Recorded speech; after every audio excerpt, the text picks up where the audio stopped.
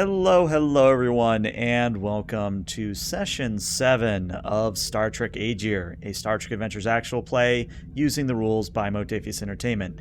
My name is ELH the Game Master, and joining me are some lovely individuals who we'll meet in a moment. A bit of a few announcements at the top of the stream.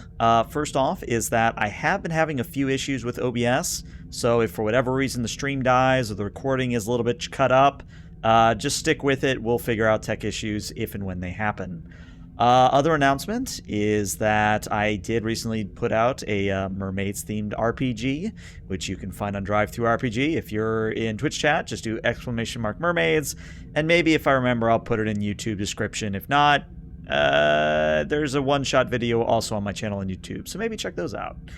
Other than that, let's just go. Oh, right. Obviously, Dr. Nemesis is not joining us tonight. He is dealing with a bit of a cold.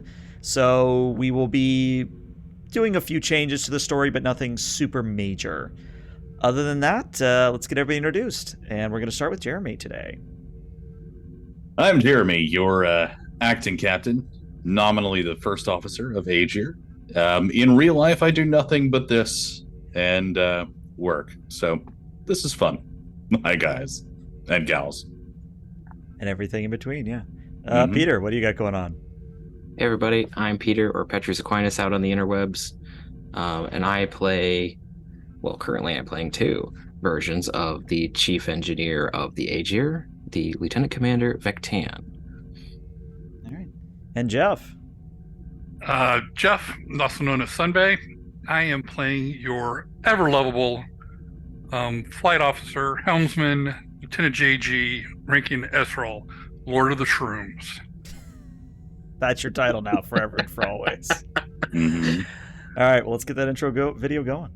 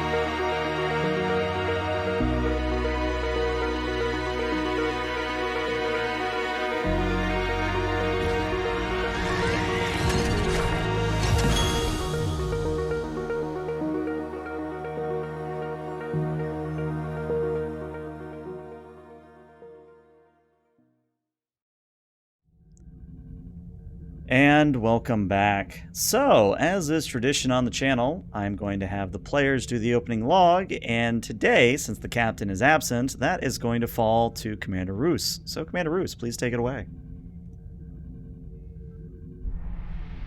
First Officer's Log, Supplemental.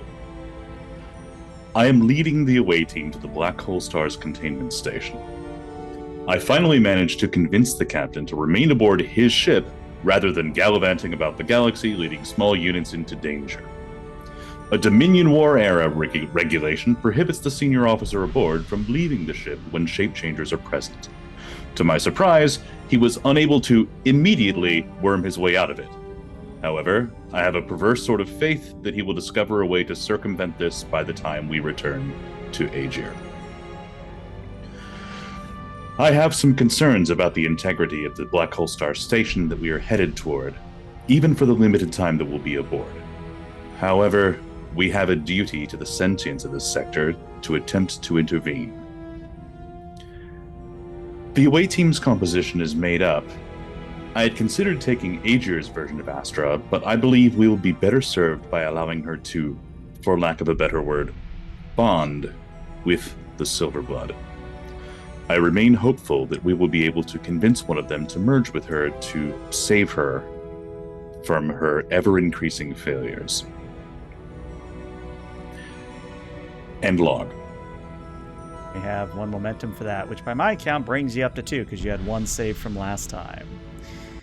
So, where we last left off, for those who might need a reminder, is the players were entering into a subspace node, where inside this subspace node was a black hole star.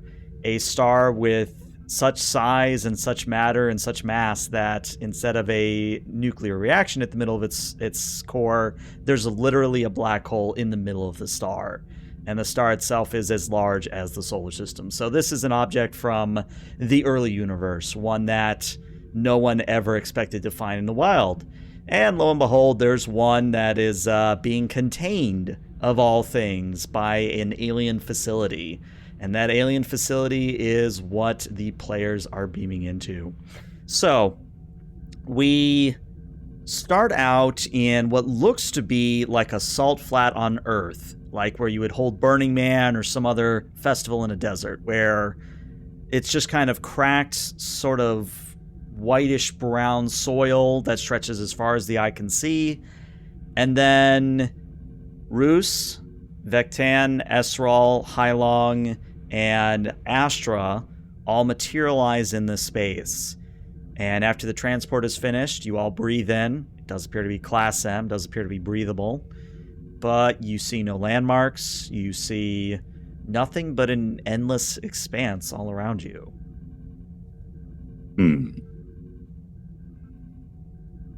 Take out a tricorder. You take out a tricorder and, let's get you some momentum, because why not? If you want to give me a reason and a science at a difficulty of 0. Ooh. All right.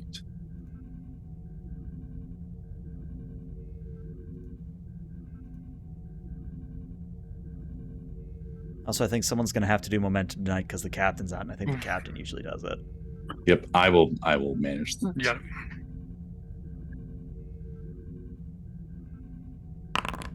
All right, 1 success, 1 momentum, bringing you up to 3. What you're in is for lack of a better term, a highly, highly advanced holodeck. But instead of it being a simulated like photons and light and all that nonsense, this is legitimate matter that it is synthesizing on a scale that your replicators couldn't ever handle. So this is essentially a completely regulated and replicated environment for your purposes. In fact, if you were to take a pebble and throw it, you would hit a quote-unquote wall.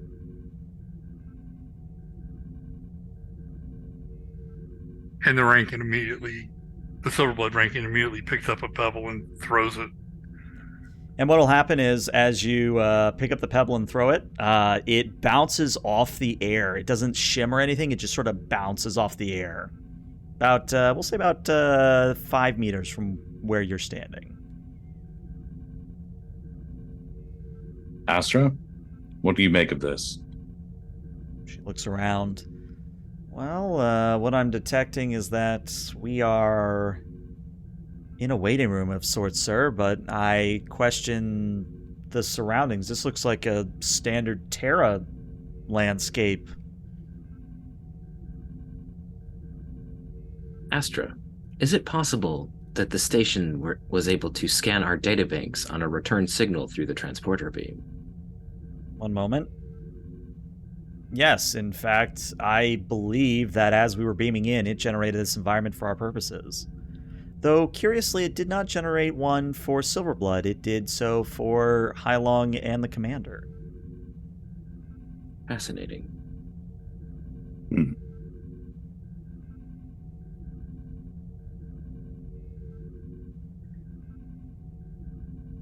I would like to try to send a signal using my tricorder to see if we can ring the doorbell, as it were.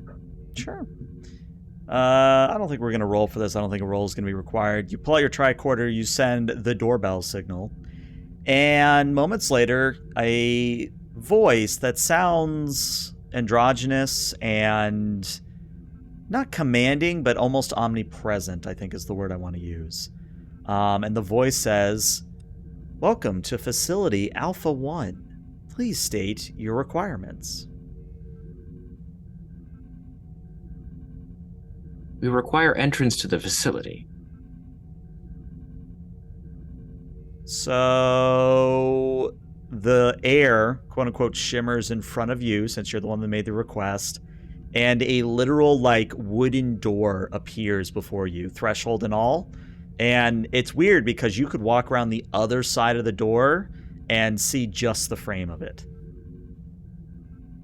I'm gonna kind of look around it, turn to the commander, raise an eyebrow.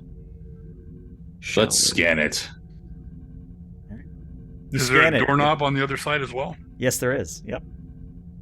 But you scan it. As far as your sensors know, that's a door. Can we tell what's on the other side? You're detecting literally the other side of the door from where you are, like the other physical side of the door. Does it have a keyhole? It does not. Oh. Okay. Does this door... I speak to the air. You obviously know our environmental requirements. Are these requirements met on the other side of this door? Environmental conditions have been stabilized.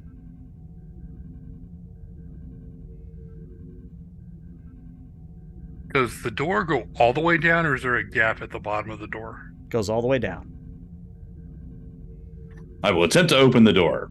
You open which the side? door, and when you do so, you basically see what is the equivalent of a Iconian portal, where it's just kind of a wall that leads to somewhere else, but it's on both sides of the door. Again, you can be on your side or the alternate side, and you'll still see the portal to somewhere else.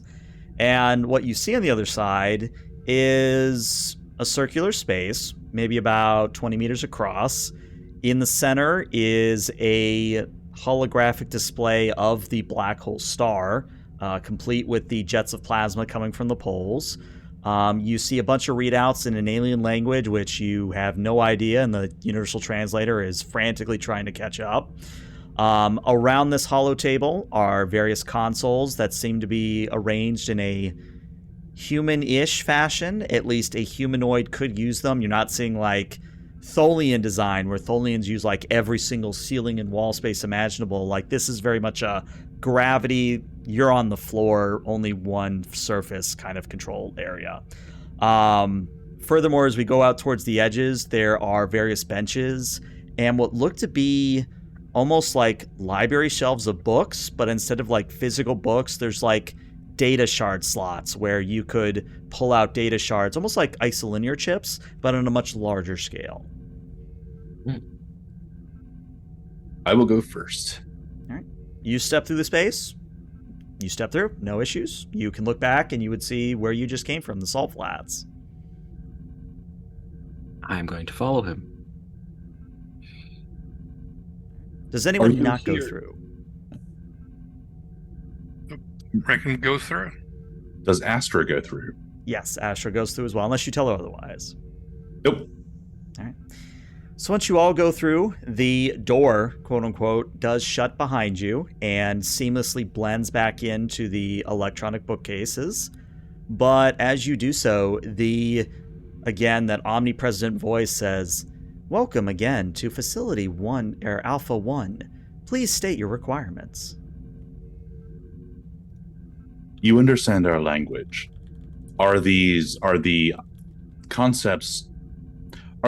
May these consoles be translated into something we can comprehend? And there's a pause, and then the glyphs, the holographic glyphs, begin to change. And instead of it being, again, that sort of jumble of symbols that isn't readable, you instead now get something your universal translators can, translate. And what you're seeing is its readouts for pressures of the sun, the various gravitational fields at play, and very much a readout of that containment field around the black hole star at the moment. What do you consider to be the status of this facility? There's a pause. Facility Alpha 1 has not been maintained in approximately...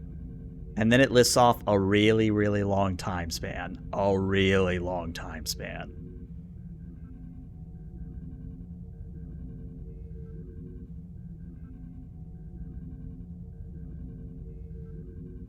That is an exceptionally long span of time to be without maintenance. Are you self-sustaining? Facility Alpha 1 is self-sustaining. However, there is a failure in the redundant backups of the primary computer systems. I am currently the tertiary backup. Is that the only cause of the instability in the containment field? There are failures in other systems as well. Estimated time to systems collapse in approximately 2 months, 5 days, 6 hours, 23 minutes, 12 seconds. How long would it take to restore containment? It doesn't reply. Is containment restoration impossible without significant repairs? In order to restore containment, significant repairs must be enacted. However, scanning your vessel and your life forms, you currently rate as a Civilization Mark II. A Civilization Mark V is the one that constructed this facility. Yes, but you are in a position to be able to make that assessment, meaning that you could guide us or our people through the repairs, no? Again, no reply. Now, add a character real quick in case anyone didn't catch the reference. So basically, in science fiction, there is a civilization ranking where it goes from 1 to, I think, does it go to 5, maybe 6? But basically, we're not even a civilization 1 here on Earth, or maybe it's 2, I forget, where it just gets exponentially larger, where it's like you use everything on a planet, and then everything on a star, and then everything in a galaxy, and it just keeps getting bigger and bigger and bigger. So a Civilization 5 in this instance would be something that uses not only one galaxy's worth of power, but multiple galaxies worth of power. Hence the black hole star. Hence the black hole star, exactly. Mm-hmm.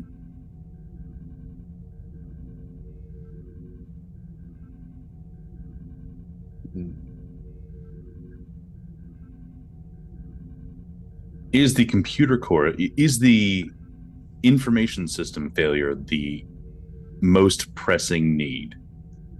If control, and it actually does do the blah blah blah. I'm not just stuttering over my words there.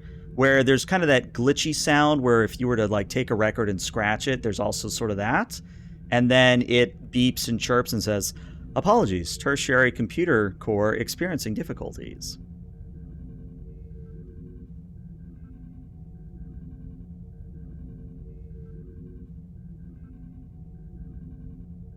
Astra, Vec 10. Commander, it's beginning to seem unlikely that the computer system will be able to guide us through necessary repairs.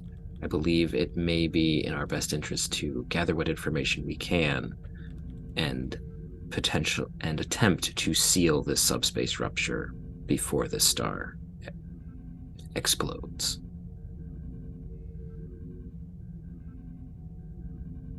Understood. Astra, is this your assessment as well? And Astra crosses her arms and sort of looks around and looks at the holographic display of the star. Computer, if we were to repair your computer cores and your systems with mimetic technology, would that work? And this time the computer doesn't glitch out as it answers. If computer cores and tertiary and secondary equipments are brought back online, containment can be reestablished. And then Astra turns to Urus and says, "Well, sir, I kind of feel weird saying this, but we do have 52 Silverbloods that can replicate any technology aboard, if you see where I'm going with this." I do. I do not believe it is my decision to make. True, it would likely fall to the Silverblood themselves, but can we even ask this of them? If they replicate this technology, they have to stay here, presumably as long as the facility exists. You forget that you have 2 Silverbloods I do not forget. currently here. So, without asking, the question has already been asked. I have not forgotten.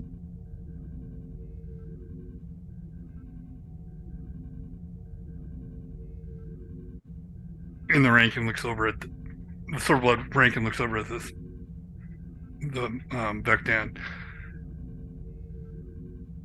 Kind of gives the eyebrow raise.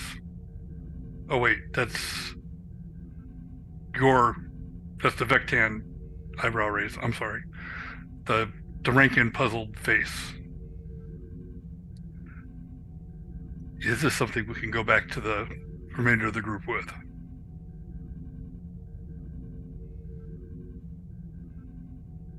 It is something that we can propose. I do not know how well the group will take it, but it does present some options that are currently lacking for us, but also presents some other challenges. Can you assess how many of you, and forgive me for using that term, but it seems to be much more apt than how much of you. How many of you would it take, do you think? Do you have any way to know how many of you it would take to repair this facility? I will have to do a further investigation of the damage to the facility and compare it to the biomass capacity that we are capable of. The computer already knows the biomass if she scanned the Agir. That is true. Yes, we do know the biomass of the Silverbloods. What my point is, Lieutenant, is that we need to know how much we will need in terms of investigating the damage to this system. Computer, here on the facility. I assume that you have been monitoring this conversation. Correct. You've scanned our vessel, and I would imagine have some understanding of the mimetic technology that my associate discussed. Is this correct? That is correct. You require further information on the mimetic capabilities of my species. And they're actually from the ceiling right above you, Vectan. A red light appears and does like a barcode scan across you. It doesn't hurt, just kind of tingles a little bit. And then the computer says, a scan has been made of your unique biology. Assessment. Approximately 49 life forms would be required in order to cover damaged systems. However, your replication would not permit sentience.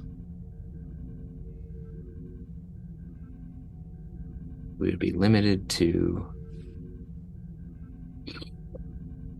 3 sentient Silverblood, if my counting is correct.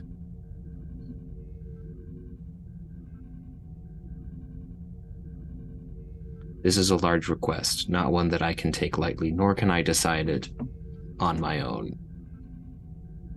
Let us also explore alternatives. Indeed.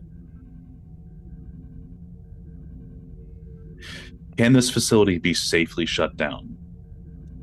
The facility can be disengaged, however, the subspace node will collapse. What would be the impact on the surrounding systems? The star designated Omega 5 would detonate within a period of about 10,000 years. The effects on surrounding subspace and surrounding star systems would be significant.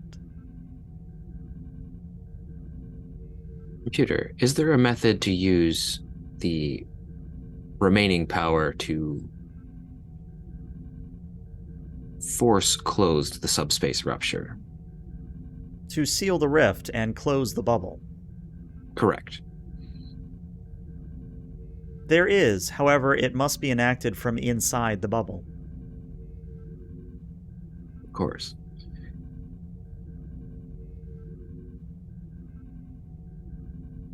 And that would effectively seal the bubble from from what we call normal space and prevent any sort of destructive force from departing. That is correct. But in that instance, the facility, if I'm understanding correctly, and forgive me, I am not a scientist nor am I an engineer, but the facility, the star, and the personnel that closed the rift would cease to exist in this universe? That is a rudimentary explanation, but will suffice. And how many people would you be required to stay behind and close the bubble? And because it's a trope in sci-fi and video games, I'm going to use it. 8 different consoles illuminate in the space to show that you need to pit basically 8 different consoles to seal the rift.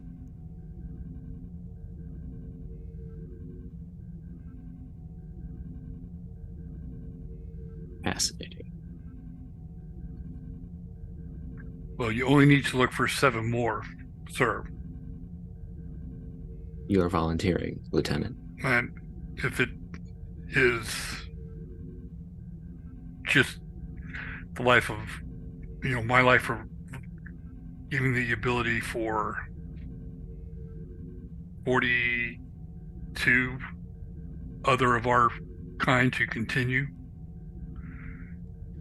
it's an easy choice to make.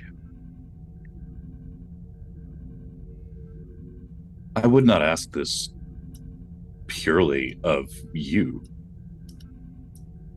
If we were to open this for personnel to volunteer, personnel of both of our species would be allowed to volunteer.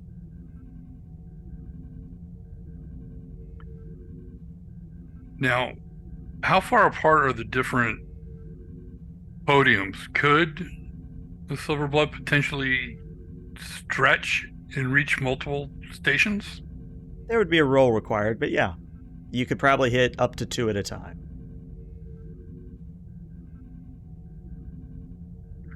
But we could hypothetically bring it down to 4 instead of 8.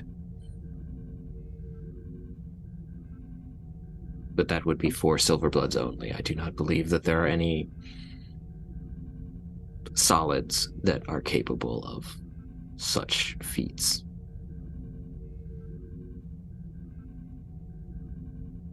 Is there any way to begin the shutdown and then somehow move this facility and everything contained within the bubble out of to somewhere where they wouldn't be hurt? Maybe some layer of space-time something. We're on a ship that can travel infinite distances effectively in an infinitely short time. Is there any way to, I don't know, somehow adapt this technology? Your rudimentary spore drive could be adapted. However, the process would use 50% of the remaining spores you have available. I believe the lieutenant on board the ship at the moment would take issue with that. Esral, what is the minimum viable population of spores that could eventually replenish itself within a reasonable amount of time, replenish itself to allow us to use the spore drive once again?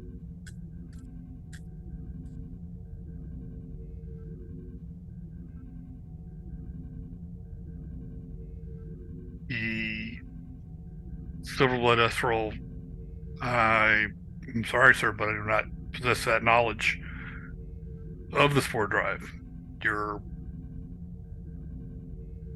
It's his special Esral relationship, Prime, isn't it? Esral Prime has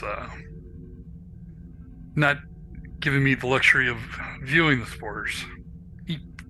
As much as he talks about other things, that is one thing he does not talk a lot about. At least I understand his caution. It is a heavily classified piece of technology. Astra, do you have any idea? Astra kind of cocks right to the side, closes her eyes, does a few bits of calculation, and says, "Hi, Long, can you confirm that we would have to basically hamper our movement for about 3 months in order to replenish our stock of spores?"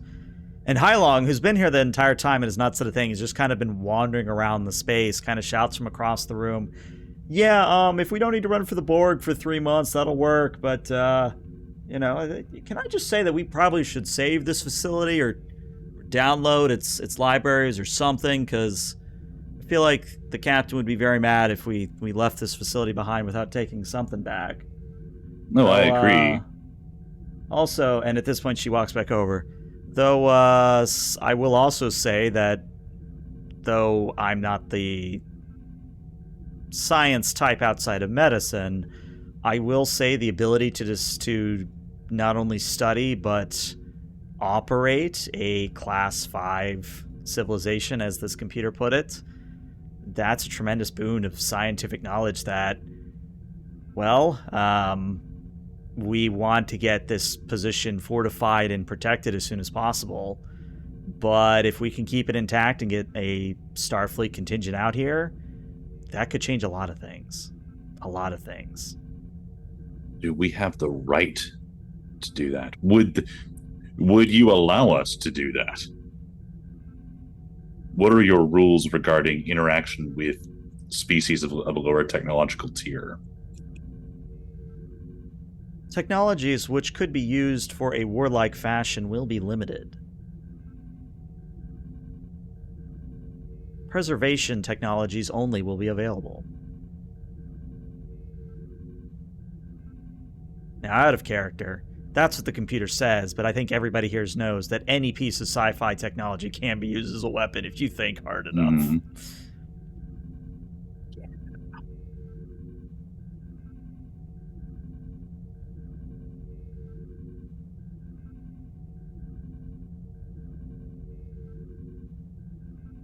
So we have several courses of action then. Since we are here, and this is not necessarily something that could be used offensively, what is the range of your sensors? The entirety of the subspace node is accessible by sensors, and through the aperture we are able to scan limited exterior space.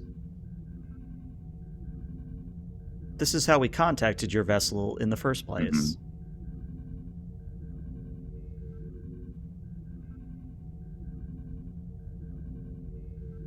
Can you tell if there are any other vessels in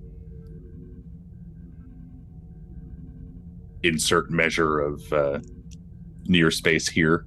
Yeah, and this is finally where chat's complication is going to come into play. The computer says, yes, there is a spherical craft of an unknown designation, approximately 5 light years distance. Commander, I do not believe I need to remind you that it is highly imperative to keep Class 5 technology out of the hands of the Borg. I agree.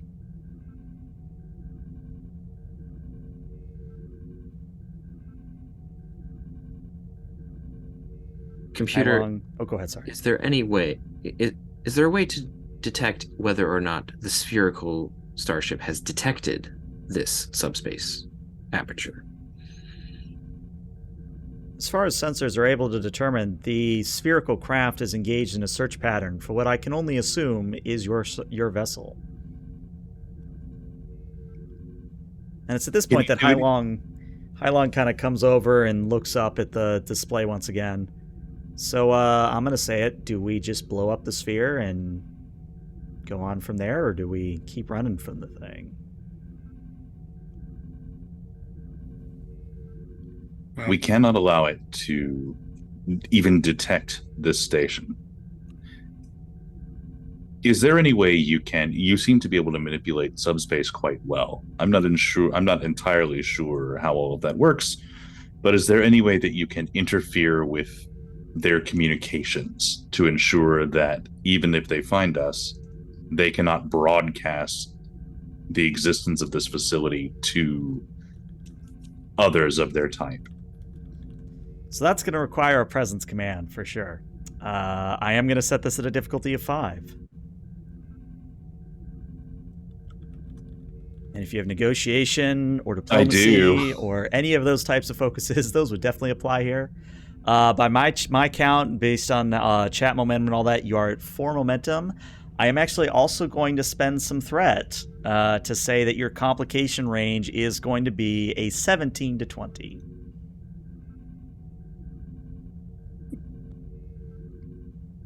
I can make the check.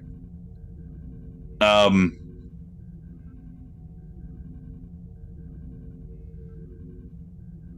many successes do I get for determination? You get 2 to start with. So what do you think, guys? First off, can anyone help me reasonably? They say Wait. how, and I clear it, yeah. What was the roll again? Presence command. Now, for Vectan, that might be a presence engineering of some kind, but it would definitely be presence. Yeah, presence I can do, but presence command is garbage. How about something along the lines of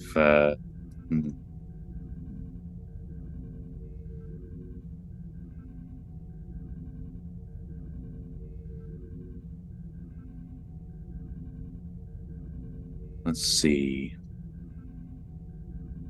an insight engineering that could, I don't know, convince it that we wouldn't be that really what we're asking of it is not even truly use of tier 5 technology. It's not even really that big a deal. Let me look at Vectan's sheet. Let me see if I can give you something that'll help here.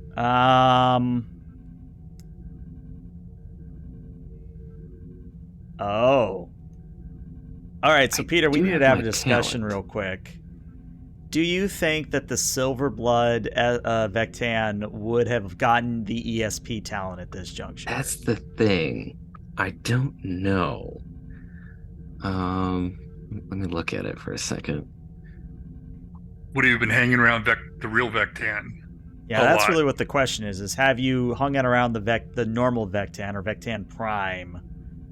I would imagine that that Vectan 2 has probably spent a decent amount of time around Vectan, seeing as how he still maintains most of Vectan's mannerisms and such. Mm-hmm. So you just sit there staring at each other? No, he just kind of walks, or he shadows him in engineering, which I'm sure weirds out the entire engineering staff. But, except for real Vectan, who's probably just like, yeah, this is happening. Yeah, Vectan doesn't care. The only thing he does is occasionally make sure over his shoulder that he's not revealing the classified secrets. I'll tell you what, for sake of argument, you can have ESP, but if you want to activate it here before the roll, you would have to give me the threat for the hint. That's one hint for one threat. Let's do it, because I don't get to use this very often. All right. So I'm going to do this sort of pseudo out of character, pseudo in character. So Silverblood Vectan or Vectan 2, it occurs to you that if you were able to find more of your kind and were able to repair this facility and repair the subspace node from the inside, during that whole process, you could find a way to make it a door rather than a sealed wall, if that makes any sense, wherein you're not just abandoning your people on this side, but you would definitely need more of your kind, more than is currently on the Agir. Now, that said, how this relates to the Borg are a lot of places in the Delta Quadrant, and if you can get a scan of their computers... There we go. Commander. Yes. I have an unorthodox suggestion. I expect nothing less. What if we were able to utilize the sensors of this vessel, of this facility, to scan the collective's database that is present on this sphere, and potentially locate more of my species. That would not only allow us to repair this facility, but allow my species somewhere to live en masse, and potentially allow us to repair this facility in a way that would allow it to be accessible by Starfleet, while remaining inaccessible to the Borg if we so choose. I see the potential for abuse. However, I believe it is the best answer at this time. Could we do you one better? However, this facility, again, the mastery of science that we could only dream of, beyond our wildest imaginings. Would your search through the Borg's links with other Borg, could you not search more of the Borg's computers in other places as well? By utilizing the connection that the collective has between its various ships, I believe it is possible to scan in multiple locations and in various parts of their system all at once. It seems that it would be more. It seems that it would be more challenging, but also provide a greater reward. That potentially. It is at least worth the attempt. I believe it is our best option. Very well, Commander. Computer. Yes. Is it possible to scan the computers of the spherical vessel, and by using its interplexing technology, other databases on other ships that are connecting to it, without arousing suspicion or being detected yourself? There is a not insignificant amount of chance that they will detect the scan. I believe I can aid you in this. If you assess me personally, I contain the capability to interface with their systems directly. Yeah, because you haven't gotten rid of all your Borg implants. All right. I literally have an interlink node. Yep. So I need you, Roos, and I'm actually going to take that threat back because we haven't done the roll, so I'm just going to take that threat back for the time being. I need you to roll me a fitness and I'm going to call this a command here, a fitness command, as you're getting scanned. I am going to make the difficulty a 3. And if you have anything related to stamina, willpower, anything through resist, yep, that would count. So actually the difficulty goes down to a 1. Oh, wow. Yay for cardiopulmonary strengthener. Gotta love it.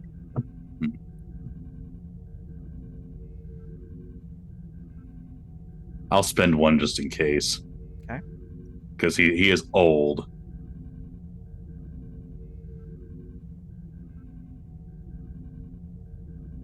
But I would say that individual combat makes one particularly hardy. I mean, one would hope. Oh, and I have the cardiopulmonary strengthener. Yeah. It's fine. You'll be fine.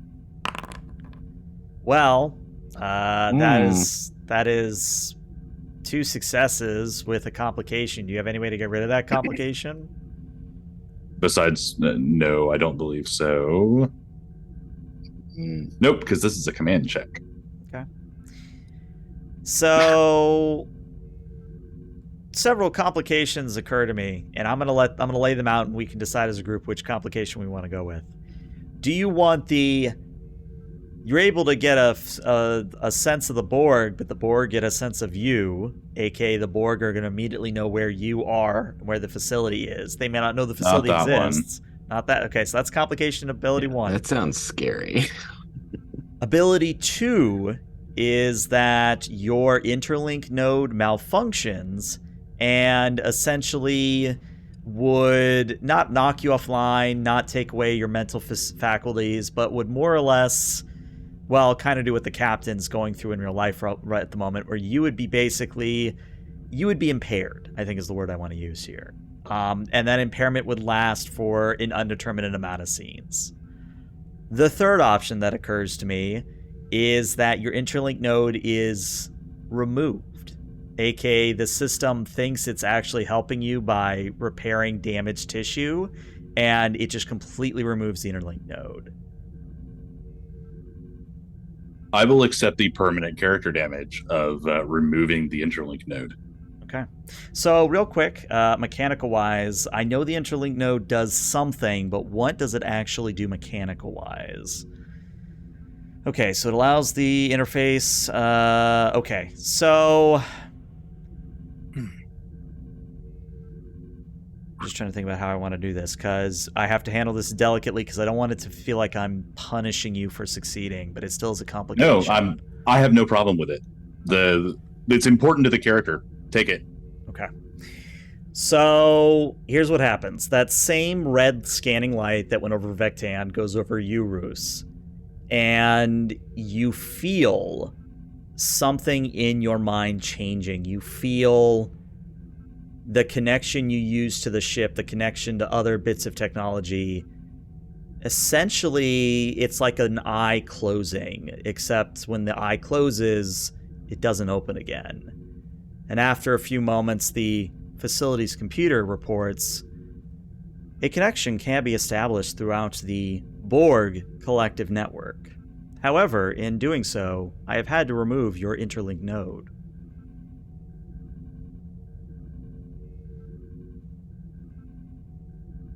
Roos is visibly struggling to maintain his composure. I'm actually going to spend 2 threat. You are going to lose your composure. You don't have to go like full balls to the wall, like throwing a fit, but I do want to see what happens when Roos loses his composure. I chose to keep that. I needed that connection. Why did you take it? It was You're the only so way. powerful. Why? It is the first time we have encountered a species such as your own, which is a technical amalgamation of other species and technology. We needed a sample. You could have taken theirs. He points violently at the sensor readout. There are hundreds there.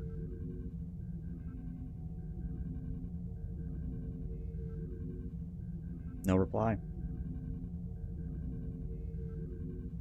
He's going to actually smash a console. Smash a console? Not one of the 8 that lit up, another one. Okay. But he will smash a console. You do the Spock computer smash, basically, from TOS, where you just go over and pound the crap out of it. Mm-hmm. And I think Hailong looks to Esral and Vectan and goes, would you mind giving us a moment? And she points between herself and Roos. Of course, Doctor. Yes. So Hailong... Then he lives... Oh, go ahead. No, I was going to say, Hailong kind of comes over to you as you're lifting up your fist and looking at it. And in a quiet whisper, so that Vectan and Esral aren't aware, but everybody in the audience is aware. Stage whisper. Sir, are you all right? Do you need... I realize what the facility just took from you is monumental. Is there anything I can do?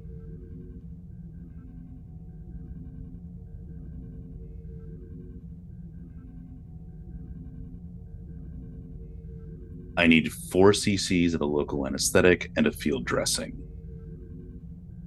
And he holds out his hand. His uninjured hand.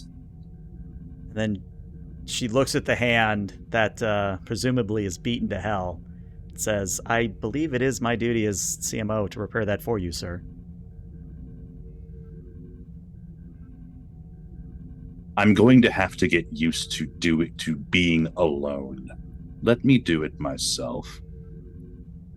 As you wish, sir. And she takes a hypo spray, loads it, puts it in your hand, takes out a dermal regenerator, puts it in your hand, and says, there you go, sir.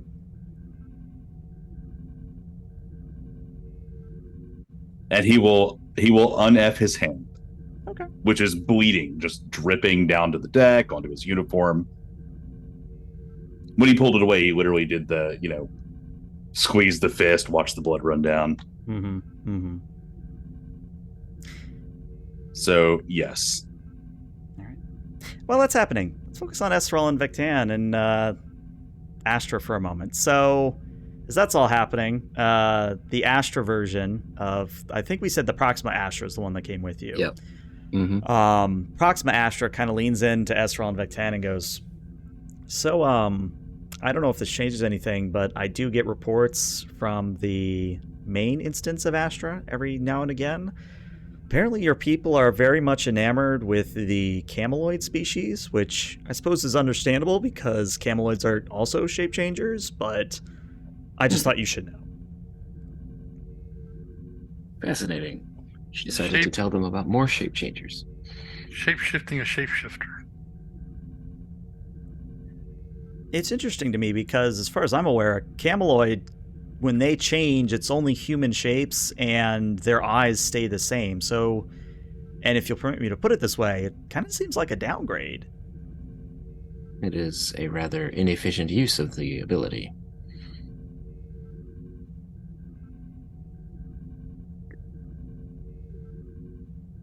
But there is skill to the change if you can maintain one feature throughout multiple changes.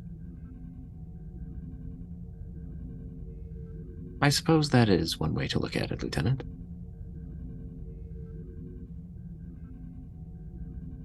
Is there any, other than the cameloids, what else is Astra teaching the rest of our people?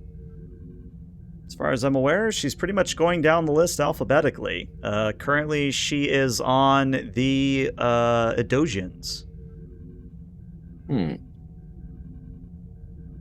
From my brief perusal of the database, an interesting species. Indeed. I'm curious what will happen when she gets to Ferengi. I would very much like to know some of my people's response. I'm more interested if she'll actually start charging Latinum for it. She cracks a smile. To charge Latinum for teaching would be illogical. I mean, yeah, but the joke is that she's Ferengi, and I'm explaining the joke to a shape changer. Okay, this is all right. This is new. This is new. A shape changer who is a Vulcan. I kind of walked into that. I kind of walked into that. You did. Yeah. I got it. Thank you, Esral. Mark II, I guess. The prime was already taken. Fair. So, do you think your people are actually going to go for it? If we are able to locate more of us, and there is a chance for us to reproduce, there is a chance. I cannot say how high the probability of that choice being made is. I would have to discuss it with the rest of my people. I am not comfortable with making a unilateral decision. Well, it kind of looks that Roos has repaired his hand. We want to say hello and see if everything's good.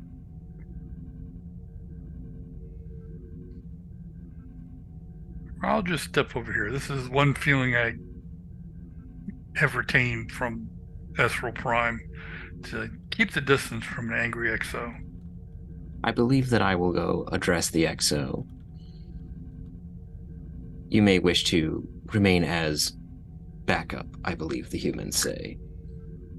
In the back. And Vec 2 is going to walk over to the XO. I do not believe there's any purpose in waiting. Waiting for what, Commander? Let us begin. Indeed. Computer, you begin the scan of the Borg computer systems. All right. So, since we've kind of changed how this whole roll is going to happen, and the computer took already something very important, which I think is a good enough cost, here's what I'm going to do. And we've done something similar to this before, and we're just going to sort of... Well, we did it on Show a Station, if I remember correctly, where I basically said you can spend as many momentum as you wish to roll a number of challenge die equal to that momentum. So if you spend 2 momentum, 2 challenge die, 3 momentum, 3 challenge die, etc., etc., etc. For every effect you roll on those challenge die, you get something good. The payoff, though, is that if you exceed more than 2 blanks, the Borg are going to find out. And you did just get a momentum from chat, bringing you up to 4. Yep. I mean, all of it. I mean, I'm fine with using all of it. My only stipulation is do not make me roll it, because that will not end well. Chad, if you redeem a complication, I'll make Peter roll it. Oh. No. I was going to say, I'd spend my determination. 3, 2, 1, no. Okay, good. Your brother did it. There you go. Thank you, Peter's brother. Thank you. There was only one person able to do that. No. There was only one catch. So with this new roll ability in mind, Peter, how much dice do you want to roll? Do you still have your determination in case we have to reroll? Can I even use that for challenge dice? I don't I'll think allow so. it, sure. Okay. Okay. I think we just stick with our plan of rolling all of it to see if we can't get the best we can. It's gonna end so badly. All right. Here it goes. Zeroed out. Okay, Hey, so no good blanks. news. No blanks, but only one effect. Do you wish to keep this roll, or do you wish to use your determination to re-roll some dice? Do we really want to fish? I mean, how good is one good? I cannot tell that pertinent information unless you make a decision. But I will say it is significant. Ooh. We could re-roll one die. Yeah. We could re-roll the, one die and not be in any danger. But man, that's an expensive die. It's an expensive challenge die. It is. Oh boy. And if we get more than one, the Borg find us? Yeah. So if we get 2 blanks? If you get 2 or more blanks, yep. Yeah. Excuse me. Let's see. What do we think? Chat wants you to go for it. I mean, we gotta re-roll at least one. The question is, do we do 1 or 2? Or 3? Do we do 1 or 3? I mean, two would make some sense too, but Chad wants us to do all of it.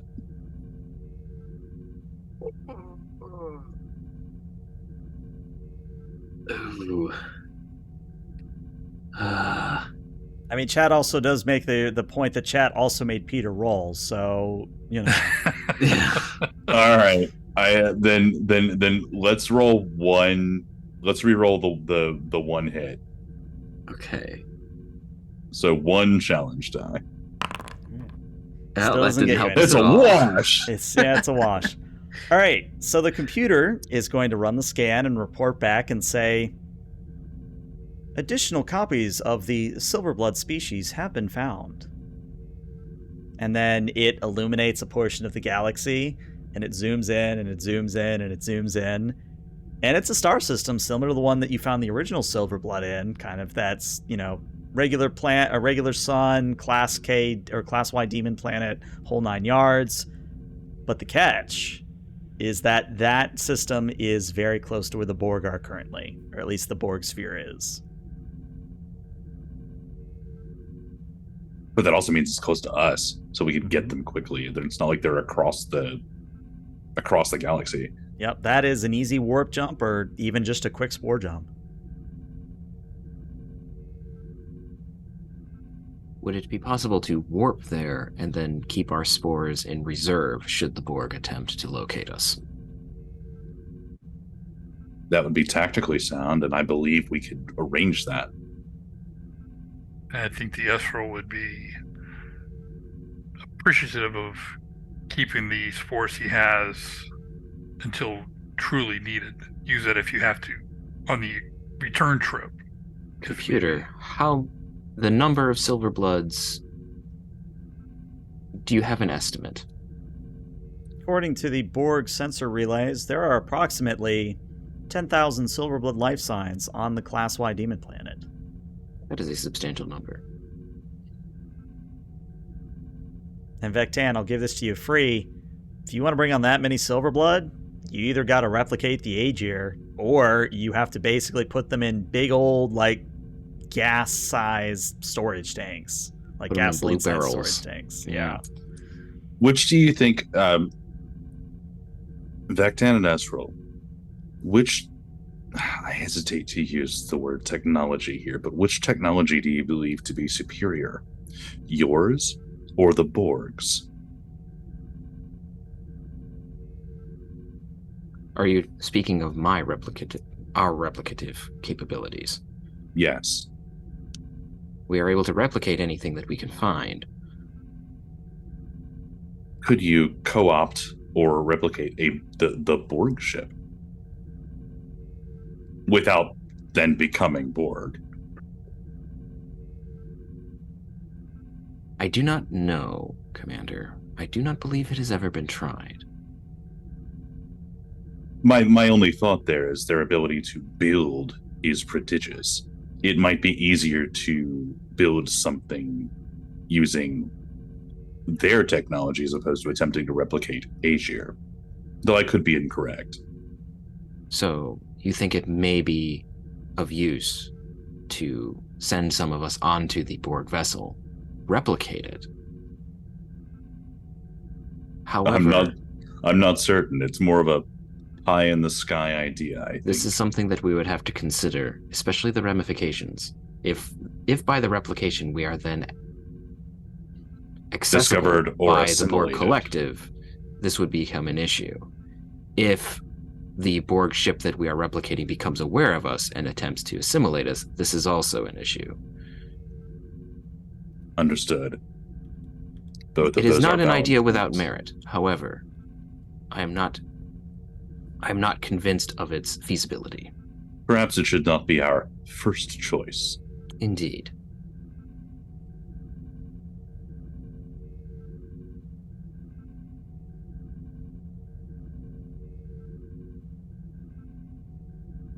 It's about that time that you get a hail from the Agir, and it's Captain Axelin. Roos here. Well, how you doing over there, number one? Everything going well? We've just been kind of spinning our wheels here.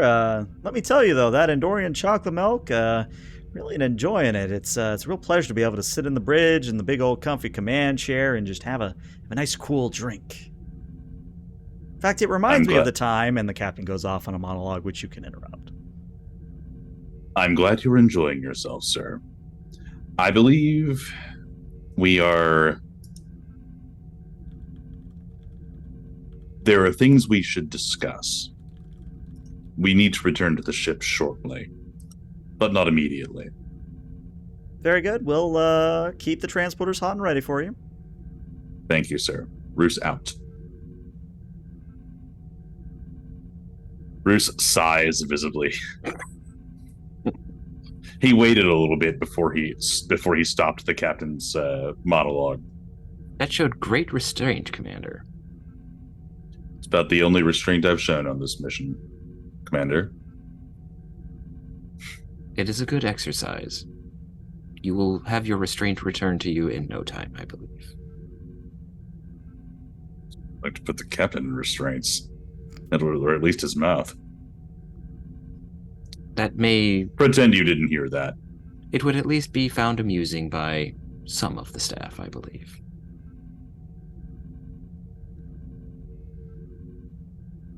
Is there anything to be gained here, or is it decision and discussion time aboard Agir? At this point, Commander, I believe it is the time to make a decision. I do not think that there is any more information that can be garnered here.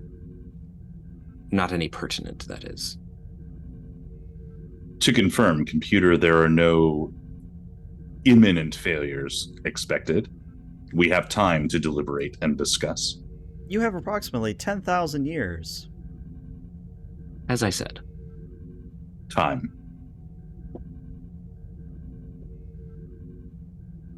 Ruse to Agir. Agir here. Beam us aboard, please. All right. And as you beam away back to the Agir, so we're going to take our 5 to 10 minute break. We'll be back shortly, everybody. Stick around.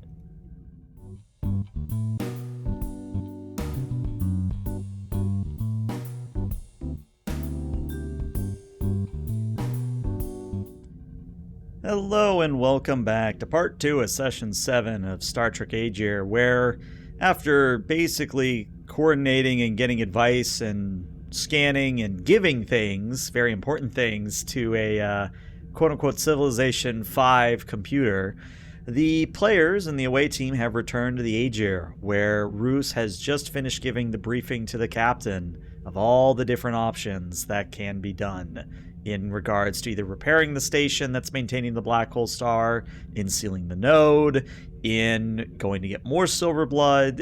All the options that have been presented thus far are presented to the captain. And it's at this point that, Roos, as you're going over everything with the captain, that the captain quite literally just wonks out at his desk. Like, full on, like, and this might be ageist of me, but full on, like, grandpa in rocking chair, you know, just instantly just snoring and everything. Medical emergency in the ready room. Hailong appears about 2 minutes later, gives the captain a scan, and goes, well, Commander Roos, I have good news and bad news. Which would you like? Is the captain going to die? Oh, no. Do you want him to die? No. Okay, I just wanted to be clear on that. No, he quite literally has been up for the last 72 hours. So he is in a self-induced coma for a little bit. Understood. Could you have some orderlies? Make sure that... Do you know who I am? And she literally like picks him up and throws him over her shoulder. I got this, no problem. I'm concerned about the morale. I'm concerned about the morale effect of you carrying the captain in a fireman's carry over your shoulder like a child. Actually, let's just beam you to his quarters. It could have a good effect on the morale. Ghost of Esral has a point. Yes, I'll beam him directly to his quarters. Please. So Hailong, as she vanishes, oh, technically this means you're in full command, sir, until he recovers. Have fun. Whoosh.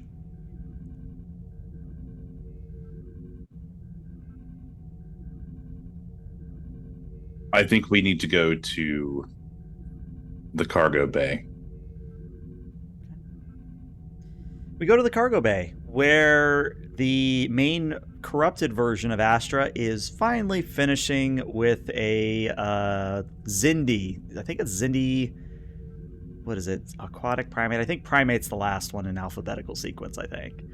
So she finally finished with Xindi primate and goes, Commander Roos, I've just finished giving the Silverblood a comprehensive species overview using the computer database.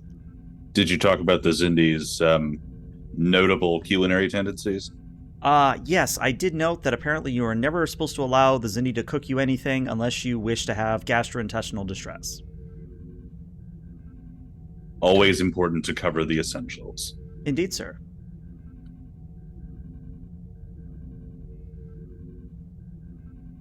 Vectan, I think you should probably... I don't know how to open this discussion with your people. Very well. Vectan turns to the tub and everyone else. And using both words and the sort of telepathy that the Silverblood can use to communicate with each other, he's to not compel the ones that are not in physical form, in like humanoid form, to have to form hearing apparati to engage in this. There are several options that have been brought before us, and us as a species particularly. This vessel has, as we have been observing with our screen here, has observed a black hole star that will, in a significant amount of time, but a decreasing period of time nonetheless, explode and destroy a rather large swath of space. It is possible for us to mitigate this by repairing the facility with our mimetic capabilities. However, it would require most of us. I am not prepared to make that decision for us to do that. While it would benefit this section of the galaxy, it would afford us as a colony very little benefit. Alternatively, there is a way to shut down this facility where we could work together with the crew of this starship to have a few individuals remain behind to shut it down and mitigate the destruction. There is also another option, which I myself find more attractive, but I leave it to you to discuss amongst yourselves, for all of us to discuss together, I suppose, and then make our decision with the Starfleet commander here, is we have located another colony of our people on a planet that is not too far from here. We are capable of retrieving those people and bringing them here so that we may have a larger society and also repair the facility and live here in more than unsubstantial comfort. The only drawback to this particular option is that a Borg sphere is nearby, which, as we know, does not end well for most biological species. I myself lean towards this third option, but I leave it to the rest of us to make this decision, as this involves each and every individual here, regardless of which course of action we make.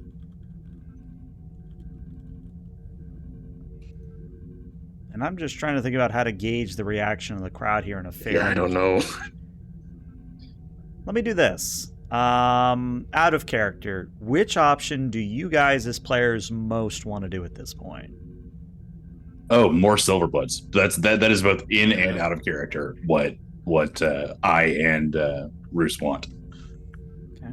Right, being alone is horrifying. Yeah. What about you, Peter? What are you thinking? In character, obviously stated, Vec 2 is leaning exceptionally hard towards option 3. Out of character, I'm also leaning for option 3 because it allows for more messing with the facility at a later point if we so desire. Also, more Silverbloods, less potential for killing them off. Mm-hmm. So, and yeah, Jeff, what about you? What are you thinking? I'm thinking option 3 as well. Okay. In that case, I think through group consensus, both in and out of character, the overwhelming response is going to be that the Silverblood present on the ship would prefer option 3. Commander, we have seemed to come to a consensus, and I am being permitted to speak on the behalf of the rest of my people. Understood. Please speak. It is the consensus of the Silverblood that we should go to the planet that is currently occupied by the other Silverbloods, retrieve them, and return to this facility to make it our own home. Understood.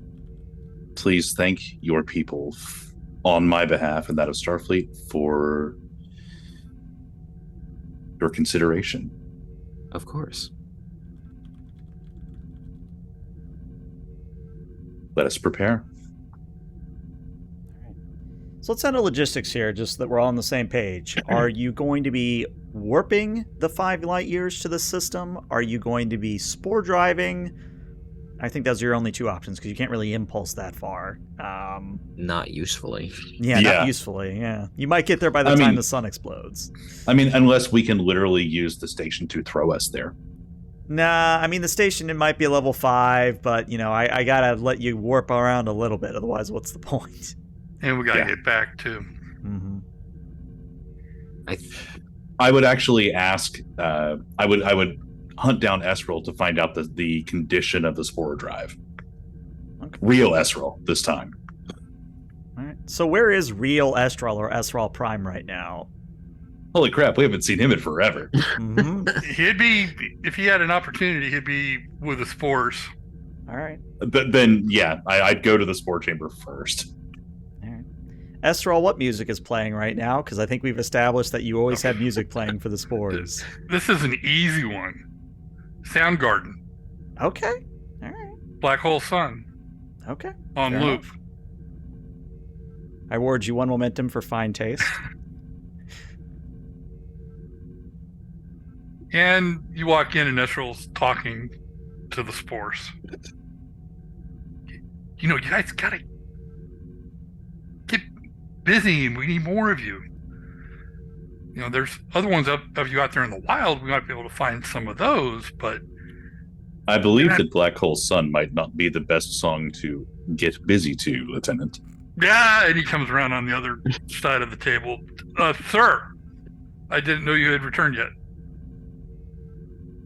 I am full of surprises. I can see. Is your hand bandaged? Yes.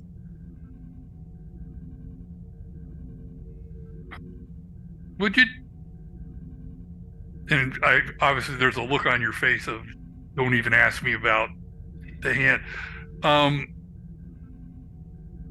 Sir, don't see you in the sport room that often.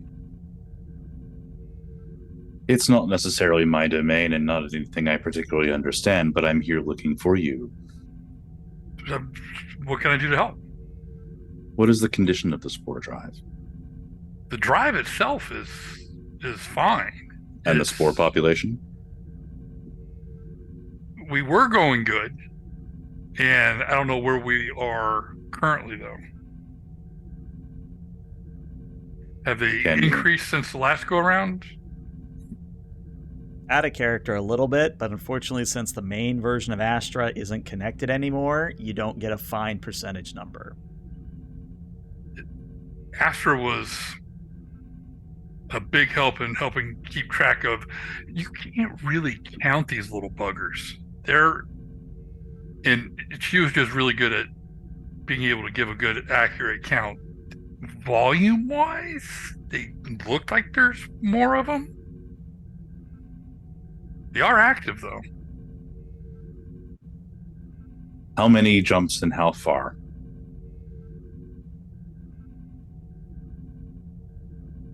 Would you like to roll? And how quickly? I would like to roll. I'd be looking for the number of jumps before we totally depleted. A totally depleted, and then a number where a bare minimum we need to hold. Basically bingo and Winchester calculations. I got you. All right, so this is going to be on your part a insight and con, because this is a con system here. Even though Astra is offline, I will permit you to get an assist from the Agir at a computers plus con.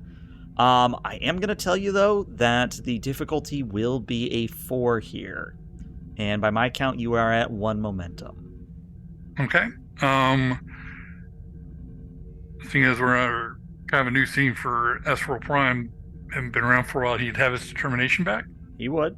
In fact, I think if I remember watching last times, you didn't actually spend your determination. The last go around. Thank you, chat. We now have 2 momentum. Okay, perfect. Perfect. So let's pop my determination of I'm a fun guy. Yeah, that applies. Agir will assist you. And then do you want to spend the 2 momentum for a 3rd die? Oh, yes. Okay. Momentum gone, perform task, using focus. And that'll allow me to use cautious con. Mm-hmm. Ship assist, so we're already at 3. So using focus with Spore Whisperer as a focus. Definitely applies. And determination. All right, well, that is a grand total of 4 successes, which is what you need. Now, do you Did want you to re-roll caution- any of Yeah. those? Let's see. Could re-roll the two that didn't. Oh, remember, it's cautious con only gives the one, so... Right. Oh, that's right. Yeah. Yeah, never mind. So we'll re-roll one. Okay. Crit fish when you can. Though if you roll a complication, I'm just going to bust a gut. I roll. know. So, you know. All right, well, you kept the 19, apparently. Really wanted to be a 19. So, here's what you know. You can perform 8 more spore jumps in rapid fashion before you are at bare minimum population. If you want to push past the red line into you could do 10 jumps, but you might not have enough spores to do another, 10 is the absolute maximum you can do. So 8 if you want to get to the bare minimum, 10 if you want to no longer have spores. Roger. So, sir, we can do 8 and still have a viable population that we can continue to grow from, or 10. And range is immaterial other than our Correct. navigational ability is limited. That's where we're wonky. That was a term I heard the captain use. I assume it's a technical term. It seems appropriate. And I'm going to roll into that potential real quick. Nope. No help.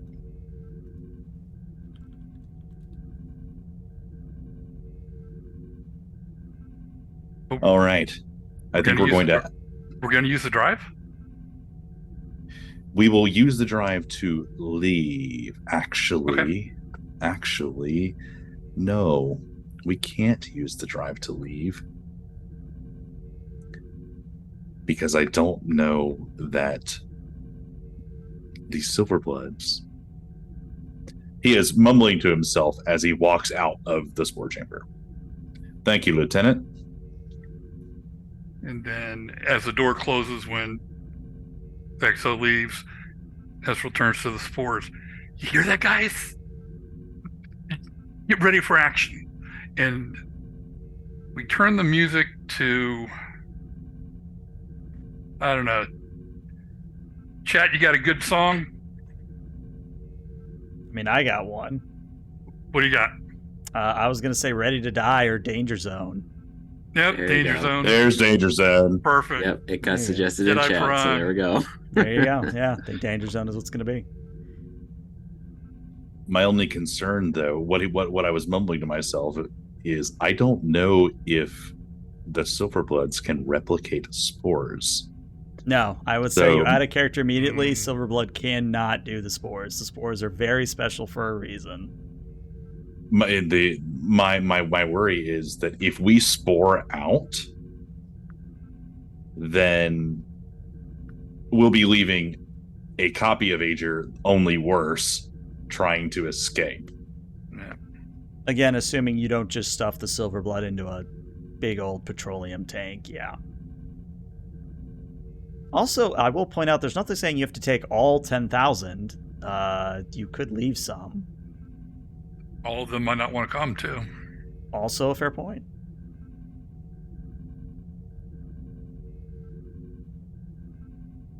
How many would it take to replicate Agir and how long?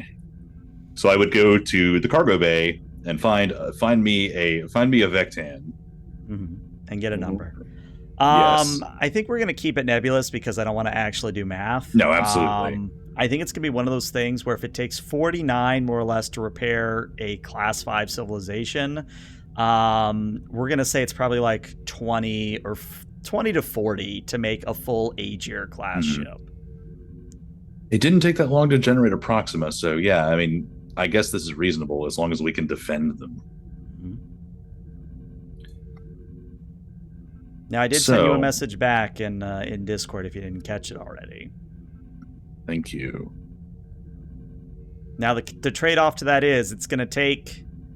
Well, let me ask, do you want to do what I've proposed in Discord before we reveal it? Yeah, I was actually thinking of something very similar. Spore in, and, it's the kind of thing that I would have dreamed of, from years ago. Mm-hmm. So, yes. So why don't you reveal what you're thinking to the audience and to Peter and Jeff here, so that we're all on the same page? Okay, so senior staff to the ready room. We shift to the ready room. Are you including the Silverblood versions? I need to, yes. Okay.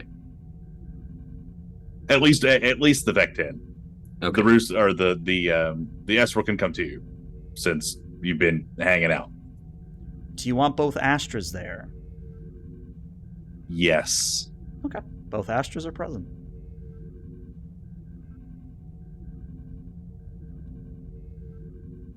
I have a potential plan. As you might be able to guess, it's very, shall we say, tactical. I would expect nothing less. That's what I get for saying that earlier. I would like to, and he'll bring up a diagram on the display. I anticipate the Borg craft to be here, and he'll dot it on the map. I plan on jumping Agir here, using the spore drive. As close as we can, as quickly as we can, and I plan on immediately bringing the spinal lance to bear, as well as the ship's secondary weapons. If we can disable or destroy it in a first strike, we'll be in a much better position to rescue the other Silverbloods. What are your thoughts? Uncorrupted Astra raises a hand. Sir, I might not have full access to the Agir systems, but I can still run off the Proximus computer. You're basically attempting what I believe is either known as the Lorca maneuver or whatever the Discovery called it back then. Some of those records are still classified, but you're suggesting we spore in, fire torpedoes in the spinal lance, spore to a new location, fire them again, and repeat this how many times? Hopefully as many as is necessary. I see. We have a limited number of attempts. How many attempts do you think it would take? 7, 8, if we're lucky. If the Borg adapt, that's going to throw a wrench into the plans, though. Having been one, do I think there's a way we can interfere with their ability to adapt? If you had a certain node, yeah. Yeah, but I don't. Vec 2 is going to gesture that he wishes to speak.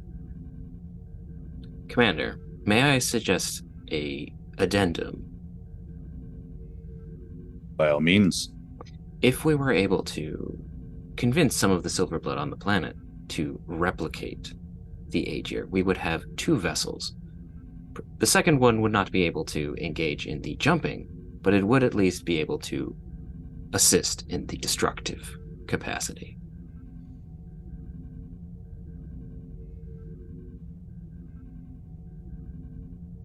That's quite a sacrifice. And Only if it were destroyed.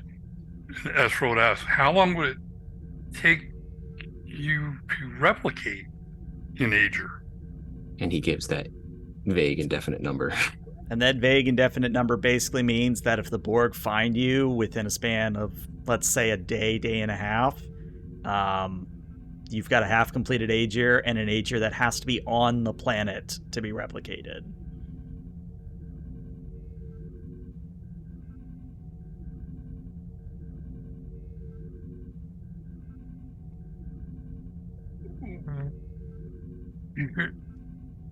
Can the Silverblood be transported? Well, yeah, they can. We just send you to the facility. What about we spore in, transport a Silverblood landing party on the planet so they can talk to the Silverbloods, and then we spore out, come back in a day or two. the Borg be able to detect the transport if we do it on the opposite side of the planet? Astra speaks up and says, I don't believe so, but I would point out that out of our 2 of 8 jumps, that would be 3 or 4 to get there and back. We could also spore in, execute the transport, or warp in, execute the transport, and warp out, hoping that they would follow us. I don't like that answer, but it would.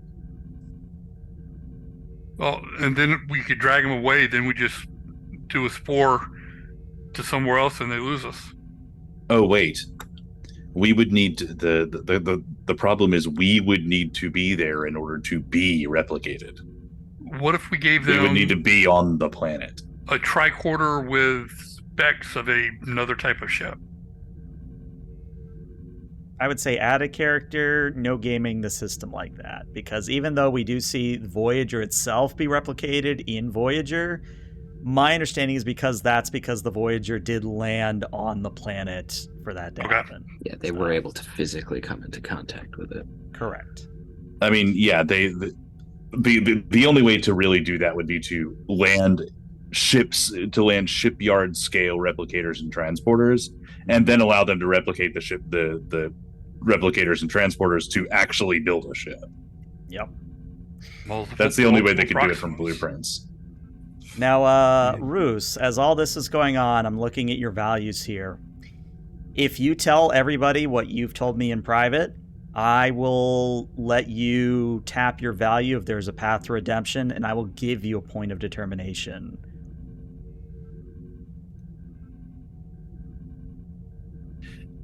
He is concerned that would undermine his ability to command the ship. He might bring up the second part, but not necessarily the first part. Not to everyone. He would tell that to the captain. He might tell it to Astra, but not to the whole crew, because it would be... The telling would be later, when he could submit himself. The telling would be later, not now. I tell you what, as long as you promise me to actually tell the captain and Astra later, I will give you your point of determination now. But you gotta tell him next session if possible. On camera. Yep. Mm-hmm. Yep.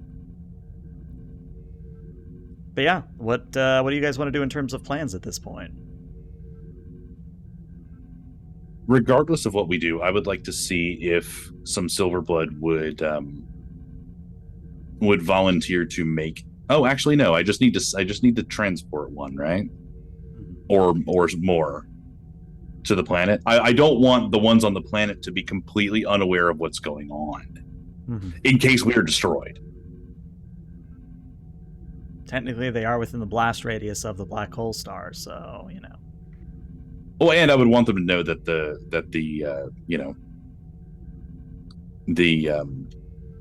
facility exists, so if they do manage to somehow catch a ride, they could repair it on their own time. Yeah. There's no sense in dooming, a good chunk of a species just because we die. Let's go down the line. Jeff, what are you thinking? What are you angling for at the moment? I like the idea of the sporing in and doing the spinal lance shots and repeating that. To me, it's just going to take way too long for them to replicate a ship or even multiple smaller ships. And then if we don't move that Borg sphere, it's just going to follow them, especially if they don't have the spore drive. All right. Peter, what are you thinking? I'm kind of leaning in that direction. As cool as it would be to have 2 Agirs blasting a Borg sphere, I don't think we have the time to do it. Not practically, anyway. And then, Jeremy, what are you thinking?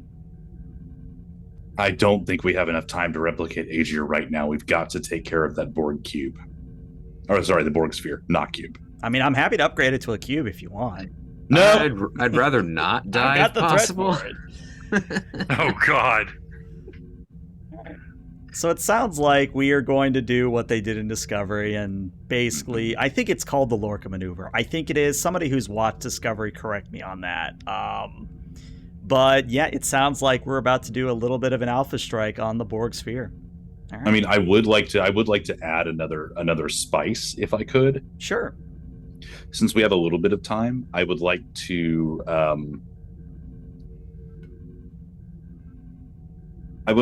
launch some of our tetrionic torpedoes from extreme range, in kind of in almost a mine type version of a time on target barrage, so that their shields are impacted just as we're firing the lance.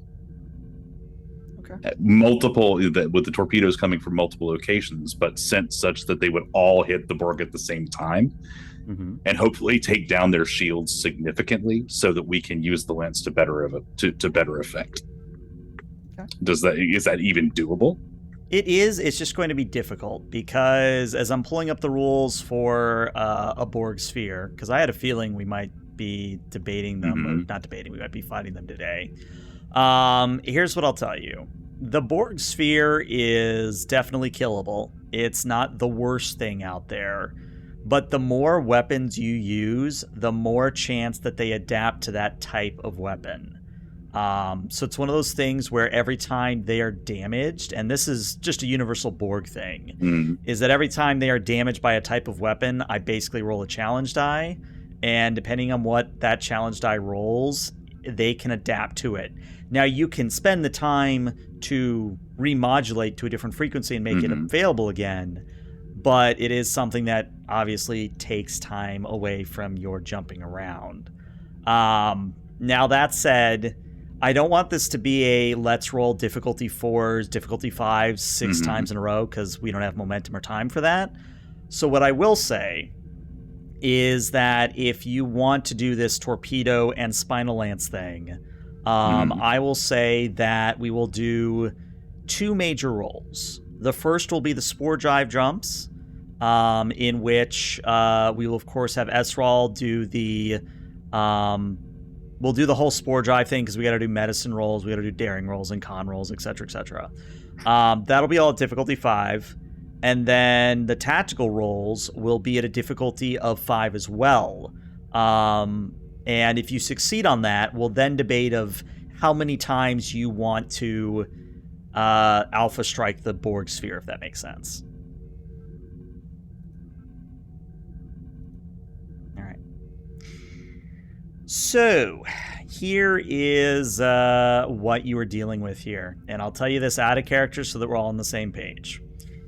The Borg sphere is a scale 7, which means the magic number to disable or destroy the Borg ship, you need 8 breaches. So that is either damage over their shields, 5 or more damage in a single blow with high yield. So that the magic number is 8 here. And again, you have a limit of 8 jumps of your spore drive. And what I'm going to say is that as long as you're alpha striking, the Borg sphere can only remodulate or adapt. It can't fire back because of how quickly you're jumping in and out, if that makes any sense. So it's very much either this works or you're in trouble. Now, if you're okay with that, we can start rolling, but I wanted to make sure everybody was on the same page before we continued. I think we need to have... What's everyone's thoughts? We're all tired, let's say, based on our momentum total. We're kind of on our heels.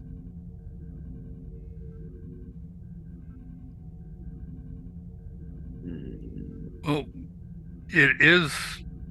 We do have time, technically. And I am, I at least am extremely determined. Wait a second, there's a first officer thing you can do. Hold on, let me look it up. Because I want to say, as first officer, you can do something with your determination. You've got 2 of them at the moment. Let me confirm that I real just don't quick. remember what it is. I think it's... Go ahead. For spore jump drives with that insight medicine. Yeah, I think we don't need to do the insight medicine because we've been handling that in the narrative. So it's really only the daring con and everything else that we would need to do. Let me see if I can find the rules on this real quick because I got to find it in the Klingon book. Let me see. I think it's under character development, maybe? Nope, further back. No, don't want engineering. Here we go. First officer. When a character...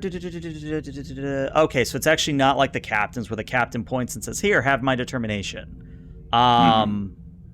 And just so we know this for the future thing. So, Roos, you can point at somebody, and whenever they spend their determination, you can spend 3 momentum to let them regain that determination.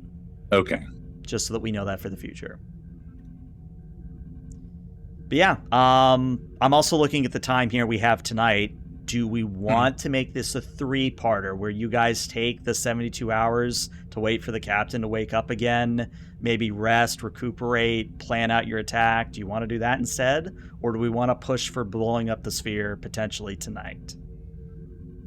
Well, it is some timing that has to happen between the sporing in, the shooting, the sporing out. So that'd be Esril and Joy trying to sync up and make sure everything's in. They have a rhythm going. I look forward to a very close working relationship, sir. What's an episode without Joy? Joyless. I'm not proud of that. I'm sorry. No, don't be. That was great.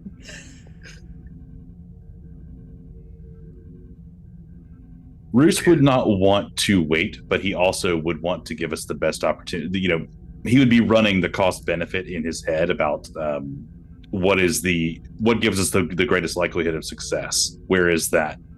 You know, where do those lines cross? I would say that taking some time would be good, but just know that in order to pull this plan off next time, remember, you got to tell the captain why you know what you know about the Borg sphere. Hopefully after the combat. Nope, it's going to have to happen before the combat because I'm evil like that.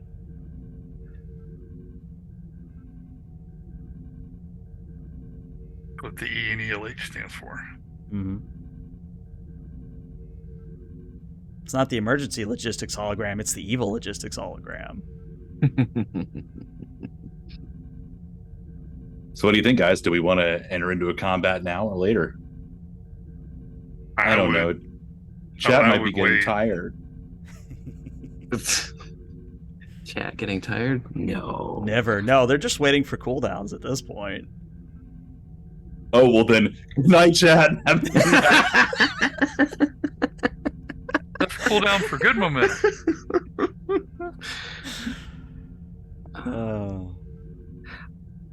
Out of character, I think it might be a good idea to let the captain come back so we have the benefit of his capability during combat. Yes. Because without that, I mean, we can work around it, but it would be a boon. Also, it's kind of a climactic battle. I would feel bad not including the captain.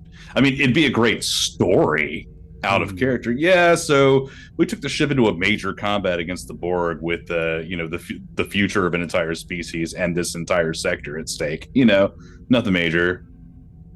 And I slept through it all?